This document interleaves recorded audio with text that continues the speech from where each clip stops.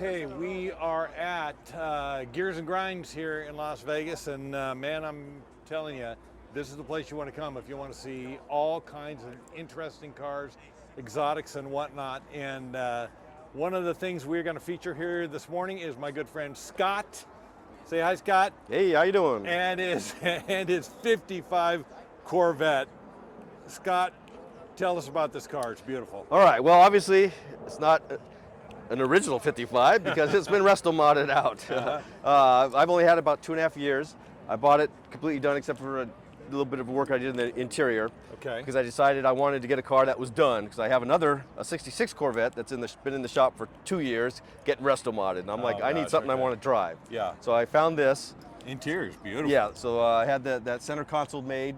I put a R700 automatic in it because I was like, you know what, I don't want to deal with shifting. I just want a cruiser, nice driving, get the overdrive going. Of course, I got the LS engine in there. Oh, we'll get to that. There. Okay, we got updated brakes, 4-wheel disc, suspension. One of the most beautiful parts of this car is this back end. Those tail lights, the way the exhaust tips come out of the bumper area there. Yep. That's just really a cool looking thing.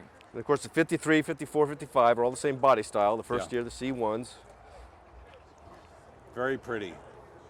Very pretty. Okay, now let's go up and talk about this. All right. The Beast. The Beast, yeah. So, you know, originally had what? Flame 6? No, thank you. Yeah. Originality, okay, for you original Corvette people out there, yeah, okay. It's not original anymore. Yeah. But let's go with the LS. Yeah. Beautiful, looks great, handles great. Yeah. Power's there.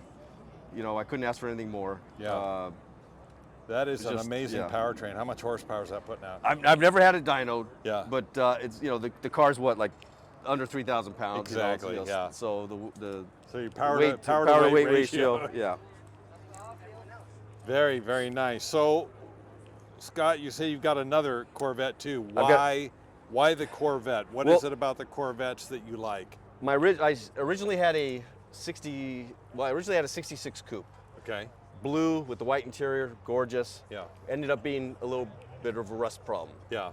Which I didn't know about when I bought it. Yeah. Got rid of that, traded that for a 64 coupe, automatic, silver, red interior, just a beautiful combination. Yeah. Automatic, 300 horse with air conditioning, and it was my greatest car I ever had. Just a cruiser, reliable, looked great.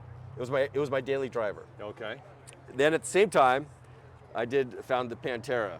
You know about those. Yep. I had the 72 Pantera, which turned out to be my daily driver, and eventually sold the Corvette, kept the Pantera, but I've always had a soft spot for the Corvette. So when I had a little extra cash, you know, I'm like, you know what, I got to get me another toy, something else. So I actually bought the 66 like about 3 years ago, and again, kind of wanted to Restomod it out. Yeah.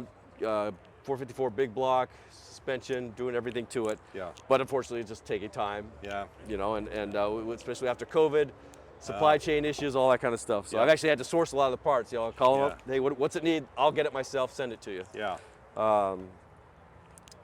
So a lot of people, a lot of us, guys like you and me, usually there's a story about what got us into cars to begin with. I've just always been a car guy. Just always. It used to be cars, fast cars, guitars, and girls. Yeah. Of course, I'm married now. Girls out of the picture. We're done with that. Yeah, but I got tons of guitars, and I still like the fast cars. Yeah. So yeah, I've just always, and again, the Pantera was like one of the earliest ones I saw. That I was like, oh my God, I love it. And it wasn't a Corvette. No, it wasn't a Corvette. I've always loved the early Corvettes, of course. And then when I finally was able to get a car, I'm like, I just went for the Corvette. You know, again, I mean, I love the exotics. Yeah. But you got maintenance issues. You got things like that. Corvette, GM, Chevy. You know, I can get parts. Yeah. I can work on a little bit myself. As long as they get that. And it's always going to hold its value. You know? Yeah, that's a fact too. Well, I love the engine swap on this. That's a really great move. I'm a fan of the Restomod, quite frankly, because vintage cars, if there's one thing that's common to all of them, is they're all underpowered. Yeah. At least by today's standards. Yeah. You know? And then especially with the upgrading the suspension. Yeah. You know, wider tires, 4-wheel disc.